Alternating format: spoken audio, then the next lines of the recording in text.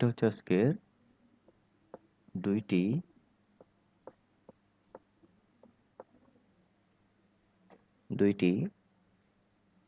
তড়িৎবাহী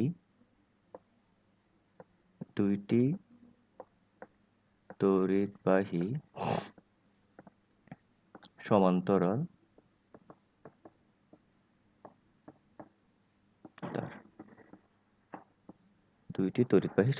তার নতুন মার্কার তো লেখা একটু হয়তো বা হইতে পারে। টপিকটা লিখছেন? পড়া যাচ্ছে? দুইটি তড়িৎবাহী সমান্তরাল তার। ওকে? জি স্যার। এবার একটা কাজ করেন, দুইটা সমান্তরাল তার আঁকেন। দুইটা সমান্তরাল তার আঁকেন পাশাপাশি। একটা নাম দেন এ বি আর একটা নাম দেন সি আর ডি। এবং আমরা মনে করলাম এ বির ভিতর দিয়ে I1 তড়িৎ প্রবাহিত হচ্ছে এবং সি এর ভিতর দিয়ে আমাদের I2 তড়িৎ প্রবাহিত হচ্ছে।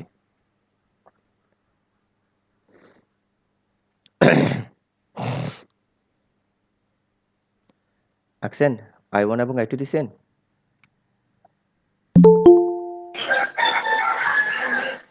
জি স্যার। এবার খেয়াল করেন, ফার্স্ট এটা কথা আপাতত ভুলে যান। আমরা এই বির ভিতর দিয়ে I1 তড়িৎ প্রবাহিত হচ্ছে। তার মানে I1 এর কারণে এই বির দুই পাশে আমাদের কি হবে? চুম্বক ক্ষেত্র সৃষ্টি হবে। তাহলে আমরা দেখতে পাচ্ছি যে এখানে, হ্যাঁ, তাহলে আমি আবার একবার বলি যে যেহেতু AB তারের মধ্য দিয়ে I1 তড়িৎ প্রবাহিত হচ্ছে, সেই কারণে AB তারের উভয় পাশে আমাদের তড়িৎ প্রবাহ সৃষ্টি হবে। তো আমরা দেখতে পাচ্ছি যে AB এর ডান পাশে CD একটা তার অবস্থিত, তাই না? খেয়াল করুন তো, CD তারটা AB এর ডান পাশে না? জি স্যার। Okay fine. কিভাবে বুঝছি? ওই যে আমরা নাক বরাবর ধরবো। এখন যদি ডানে হয় তাহলে চুম্বক ক্ষেত্রের দিক হবে ক্রস না? চুম্বক ক্ষেত্রের দিকটা কি হবে? ক্রস হবে, কারণ আমরা জানি ভিতরের দিকে ডানে হলে ক্রস হয়, বামে হলে ডট হয়। তো যেহেতু আমাদের সিডি তারটা এই বি তারের ডানে অবস্থিত, সে কারণে কি হলো, এখানে একটা ক্রস দিলাম আমরা। তার মানে কি বোঝাতে যাচ্ছি? আমাদের চুম্বক ক্ষেত্রের দিক হচ্ছে কোন দিকে? ভিতরের দিকে। এবার দেখেন, সিডি তারের ভিতর দিয়ে I2 তড়িৎ প্রবাহিত হচ্ছে। তার মানে সিডি তারের উভয় পক্ষে আমাদের চুম্বক ক্ষেত্র সৃষ্টি হবে। এখন আমাকে কেউ একজন বলে, এবি তার সিডি তারের বামে অবস্থিত নাকি ডানে অবস্থিত? বামে।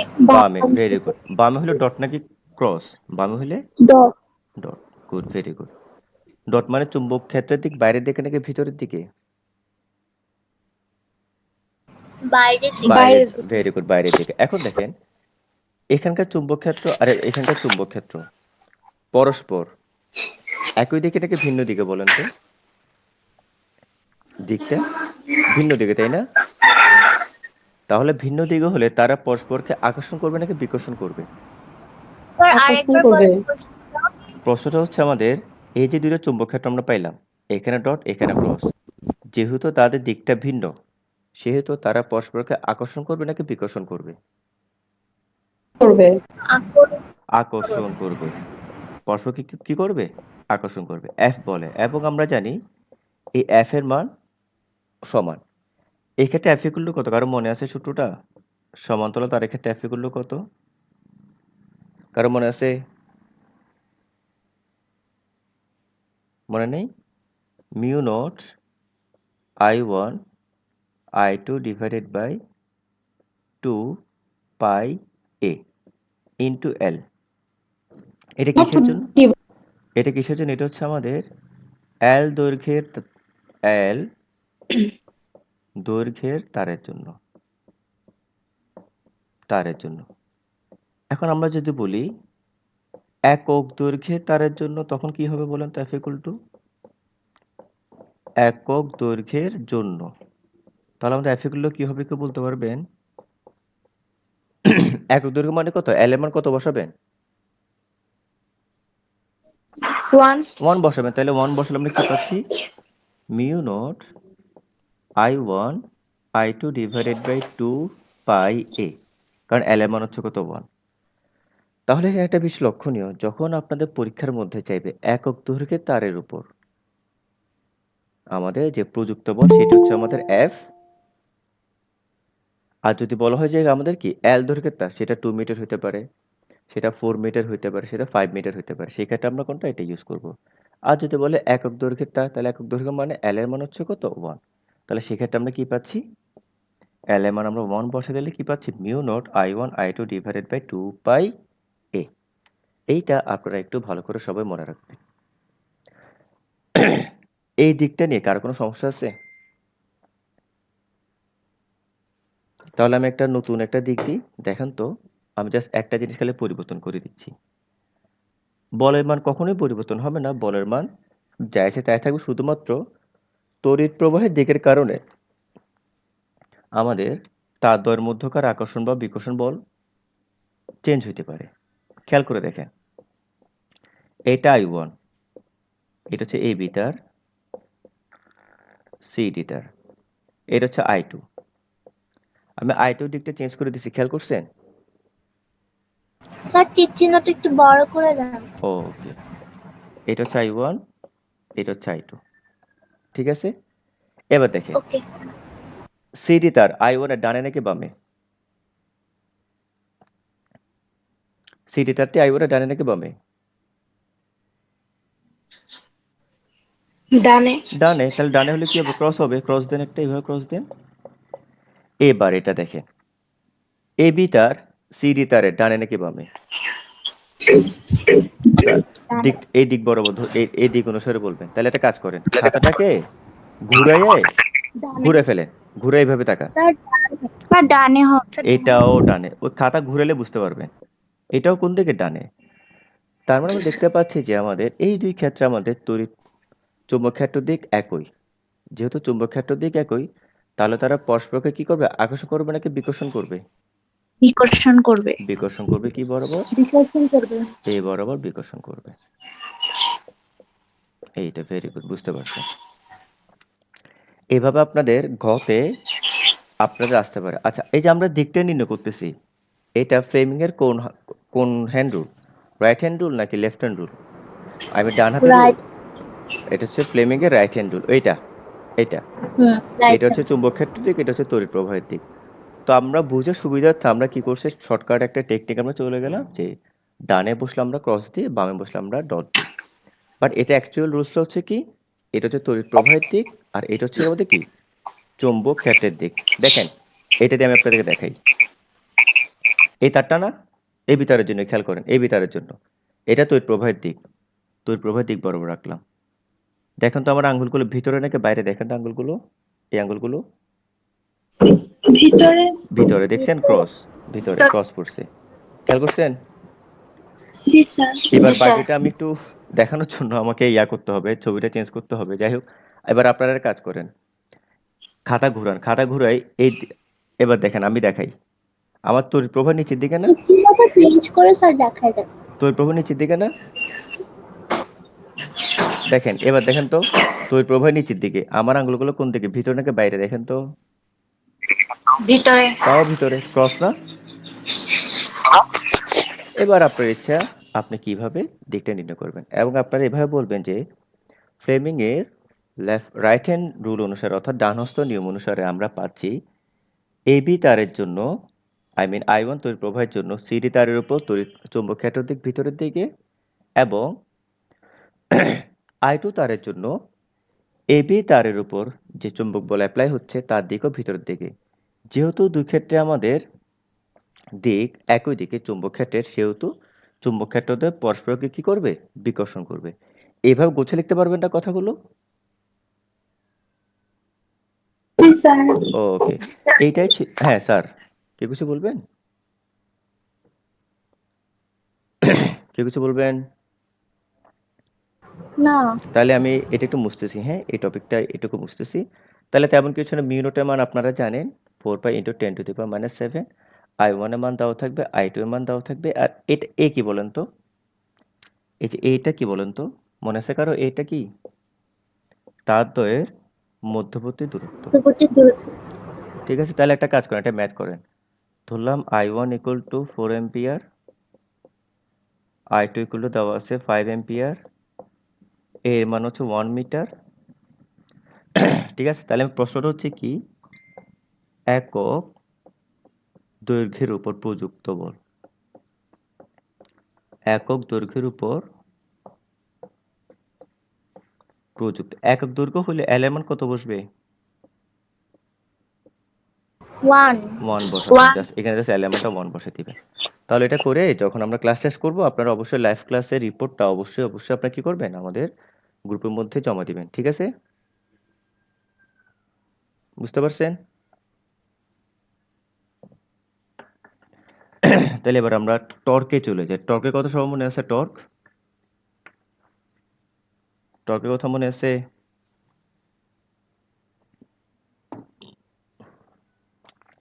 ধরলাম একটা আয়তকার টর্ক, আয়তকার একটা কুণ্ডলী। এটার ভিতর দিয়ে আমাদের তড়িৎ প্রবাহিত হচ্ছে এদিক বরাবর, এ বরাবর তড়িৎ প্রবাহিত হচ্ছে। নাম দিলাম এ, বি, সি, ডি। আর এটা হচ্ছে আমাদের চুম্বক ক্ষেত্র। এটা চুম্বক ক্ষেত্রের দিক, এ বরাবর। এটা হচ্ছে চুম্বক ক্ষেত্রের দিক।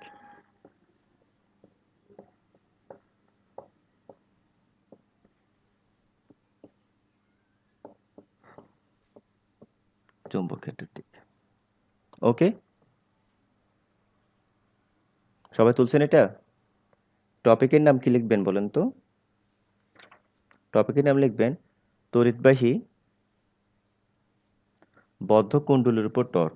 টপিকের নাম হচ্ছে তড়িৎবাহী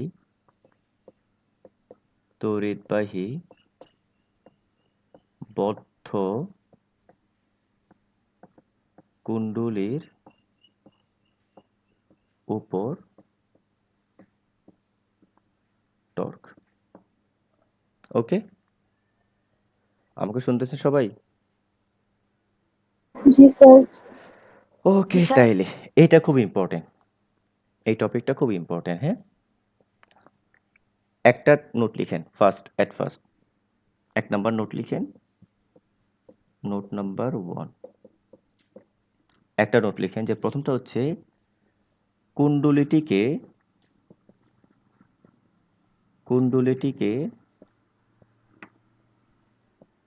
চুম্বক ক্ষেত্রের, সরি চৌম্বক হবে এটা, চুম্বক না, চৌম্বক ক্ষেত্রের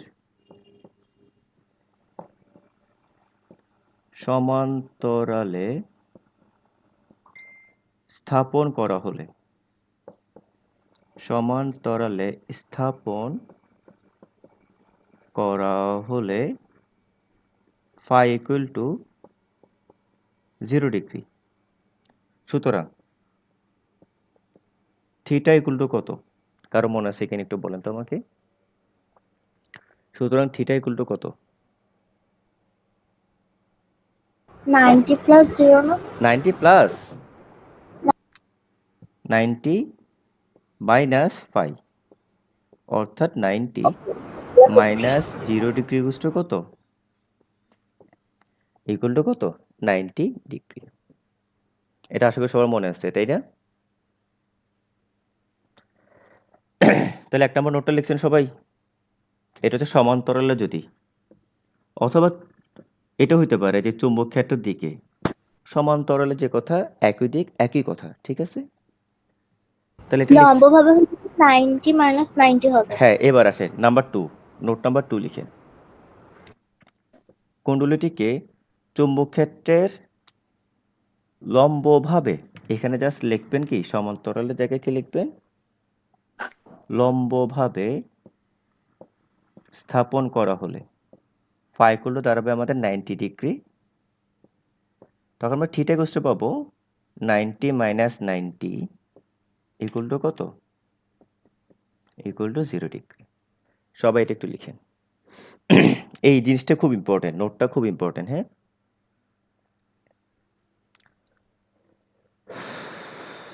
ফাইজা আছেন? ফাইজা ইয়াসমিন আছেন? এ ফাইজা শুনতেছেন স্যারকে? মিথিলা? জি স্যার। ওকে, গুড। তাহলে এবার আচ্ছা ফায়াজা শুনতেছে আমাকে। ওকে, ঠিক আছে। তাহলে এবার আমি নোট 2 লিখছেন আপনারা? নোট 2 লিখা হইছে? জি স্যার। ওকে, Yes. নোট 2 যদি লিখা হয়, তাহলে এবার আমি একটা ছবি আঁকি, আমাকে মিথিলা অ্যান্সারটা দিবেন, হ্যাঁ? আর কেউ বলবেন না, মিথিলা আমাকে অ্যান্সারটা দেবে। মিথিলা ঠিক আছে?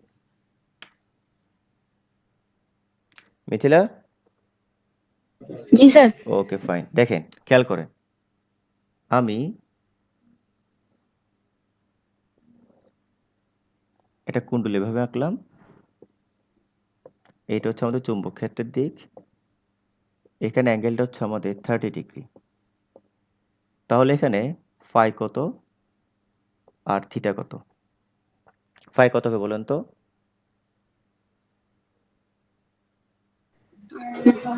ফাই কত হবে? আগে বলেন। কুণ্ডলী এবং চুম্বক ক্ষেত্রের অন্তর্ভুক্ত কোণ কত? দেখেন তো কত? 90 ডিগ্রি। কত ডিগ্রি? 30 30. Degree sorry. 30 ডিগ্রি। তাহলে আমাদের থিটা তাহলে কত হবে? 90 মাইনাস 90 মাইনাস 30 30 ইকুয়ালস টু কত? 60. 60। তাহলে আশা করি অ্যাঙ্গেল নিয়ে আপনাদের আর তেমন কোনো সমস্যা হবে না। এবার বলেন টাও ইকুয়াল টু কত? কার মনে আছে? যে টর্ক, আমরা যে টর্ক পাই সেই টর্কের টাও ইকুয়াল টু কত বলেন তো? কারো মনে আছে? N And I am A sin theta. Be very good sine theta, তাই না? স্যার এনটা ওটা হচ্ছে যদি লম্বভাবে স্থাপন করি তাহলে চিত্রটা কিরকম হবে? লম্বভাবে স্থাপনের চিত্র কিরকম হবে? মানে চিত- ওটা কি নিচের পার্টটা লেগে যাবে, মানে কোনটা আর এটা হবে না, না? নিচে পেটে লেগে গেলে তো আপনার 0 ডিগ্রি। তখন এটা জাস্ট ওই এরকম হয়ে যাবে। এটা এরকম আছে না? হ্যাঁ। তখন এটা এরকম এরকম হয়ে যাবে আরকি। আর লম্বভাবে হলে? এই লম্বভাবে বললাম আরকি। আচ্ছা। তখন এরকম হইলে এটা চুম্বক ক্ষেত্র। দিকটা তাহলে কত হবে তখন? 90 ডিগ্রি হয়ে যাবে তখন। এবার আসেন, n কি? পাক সংখ্যা। I তড়িৎ প্রবাহ, A হচ্ছে ক্ষেত্রফল, B হচ্ছে আমাদের চুম্বক ক্ষেত্রের মান, থিটা তো আমরা বুঝলাম। এখন মনে করেন স্যার এটা, এই কুণ্ডলীটিকে আমি সার্কেলে নিয়ে গেলাম। সার্কেলে কোনোভাবে নিয়ে গেলাম সার্কেলে। তাহলে আমাদের সার্কেলের ক্ষেত্রে ক্ষেত্রফল কত বলেন তো মনে আছে? বৃত্তের ক্ষেত্রে ক্ষেত্রফলটা কি? বৃত্তের জন্য আমাদের ক্ষেত্রফলের সূত্রটা কারো মনে আছে? পাই আর স্কয়ার। পাই আর স্কয়ার। বাস তখন আপনি জাস্ট কি করবেন? এখানে পাই আর স্কয়ারটা ব্যবহার করবেন। Okay fine. তাহলে এবার আমরা এখানে একটা টার্ম আছে। এই NIAB, NIA, এই অংশটা কি বলা হয় কারো মনে আছে? NI কে কি বলা হয়? NIA কে কি বলা হয় কারো মনে আছে? চৌম্বক ভ্রামক। ভেরি গুড, চুম্বক ভ্রামক। তাহলে NIA হচ্ছে চুম্বক ভ্রামক। পরীক্ষাতে প্রায় আসে গতে, জাস্ট গতে শুধুমাত্র কি আসে? চুম্বক ভ্রামক নির্ণয় করো। জাস্ট খুব সিম্পল। ওকে কি দিয়ে ডিফাইন করা হয় চুম্বক ভ্রামককে? M দিয়ে ডিফাইন করা হয়, তাই না? অর্থাৎ এভাবে লিখতে পারো M B sin থিটা। আর যদি আমরা ভেক্টর দিয়ে লিখতে চাই তাহলে কি লিখতে পারবো? Torque vector M cross vector B। কারণ AB sin থিটা মানে কি? ক্রস গুণন না? AB sin থিটা মানে জি হচ্ছে কি? স্যার। ক্রস গুণন। এই হলো মোটামুটিভাবে আমাদের টর্ক নিয়ে আমাদের আলোচনা। তাহলে আমি আপনাদেরকে ছোট একটা ম্যাথ করতে দিই। মানে যেটা আপনাকে কিছুক্ষণ পর আমাকে জমা দিবেন। সেটা ওকে দেওয়ার স্যার। আগে মনে করেন একটা নোট লিখেন। Note number 4। নোট নাম্বার 4 একটু লিখেন তো। Note number 4। নোট নাম্বার 4 যদি কখনো এমন হয় যদি একটু কঠিন করতে চায়, তখন একটি আয়তাকার আয়তাকার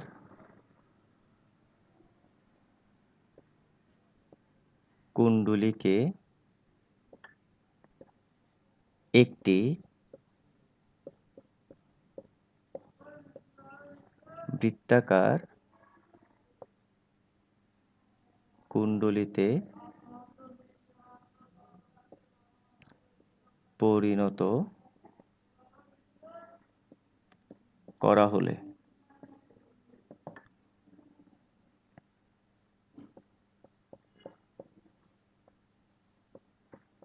এটা হচ্ছে খুব মানে যদি আমরা প্রশ্ন কঠিন করার চেষ্টা করি তখন পাক সংখ্যা ইনটু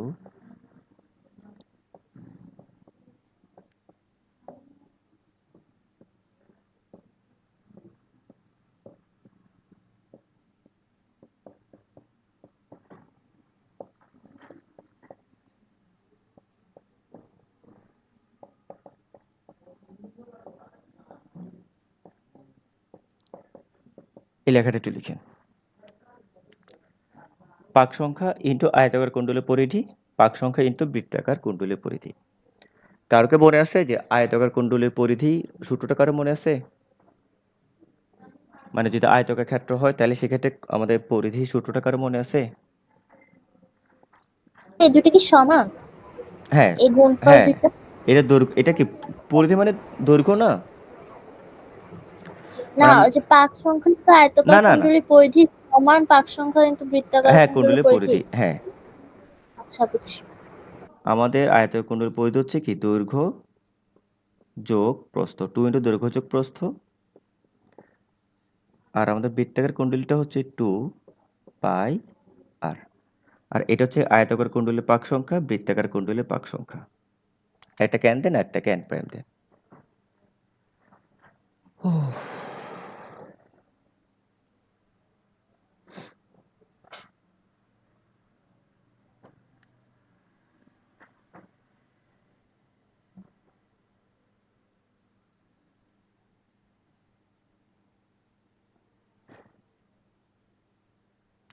সবার তোলা হলে আমাকে বলবেন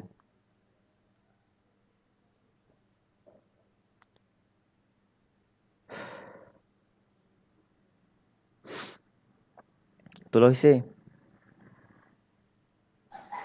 জি স্যার। সবার তোলা হয়েছে জি স্যার। ওকে তাহলে আমাকে একটু সাপোজ ধরলাম তাহলে আমরা একটা উদাহরণ দেখি এটার উপর একটা উদাহরণ দেখি স্যার এটা একটু ভালো করে মনে রাখবেন কিন্তু মনে করলাম এটা হচ্ছে একটা আয়তাকার কুণ্ডলী এভাবে দেওয়া আছে একটু ছবিটা আঁকেন একটা সিকিউ দিয়ে আপনাদেরকে বাড়ি কাজ এটা আপনাকে রাতে জমা দিলেও হবে হ্যাঁ অ্যাঙ্গেল দেওয়া আছে 30 ডিগ্রি ঠিক আছে এটা হচ্ছে বি বি এর মান হচ্ছে 5 ইন্টু 10⁻⁻2 টেসলা দৈর্ঘ্য হচ্ছে আমাদের 10 সেন্টিমিটার প্রস্থ হচ্ছে 5 সেন্টিমিটার পাক সংখ্যা হচ্ছে 10 আর যে তড়িৎ প্রবাহিত হচ্ছে I equal to 5 ampere sir লেখাগুলো দেখা যাচ্ছে N I A P sine theta okay তাহলে গ নাম্বার হচ্ছে টর্ক বের করো বা টর্ক নির্ণয় করো এটা আমরা সবাই পারবো ঘর নাম্বারটা দেখেন কুণ্ডলীটিকে কুণ্ডলী স্প্লেনটা ঠিক মতো লিখেন তো কুণ্ডলীটিকে 2 পাক বিশিষ্ট বৃত্তাকার দেখেন বৃত্তাকার কুণ্ডলী পাক সংখ্যা কত এখানে দেখেন তো কত দিছি 2 তাই না 2 বৃত্তাকার কুণ্ডলীতে পরিণত করা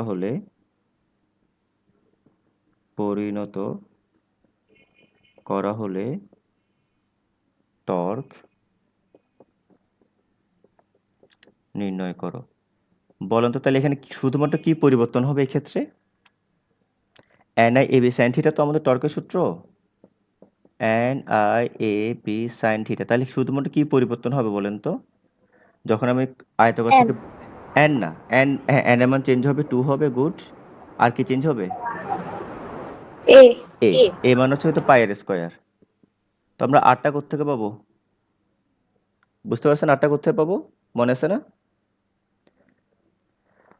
আর বের করতে পারবেন আরটাকে বের করতে পারবেন বৃত্তাকার কুণ্ডলী ব্যাসার্ধ ওই সূত্রটা দিয়ে হ্যাঁ পাক n সংখ্যা into into 2 into a plus b equal to n prime into 2 পাই আর। তাহলে আমরা এখান থেকে n এর মান জানি 5, এর মান হচ্ছে 10 সেন্টিমিটার, মিটারে নিয়ে যাবেন। এটা জানি, কোনটা? n প্রাইম এর মান জানি, 2 জানি, পাই জানি, তাহলে আমরা r এর মান অটোমেটিক্যালি বের হয়ে যাবে।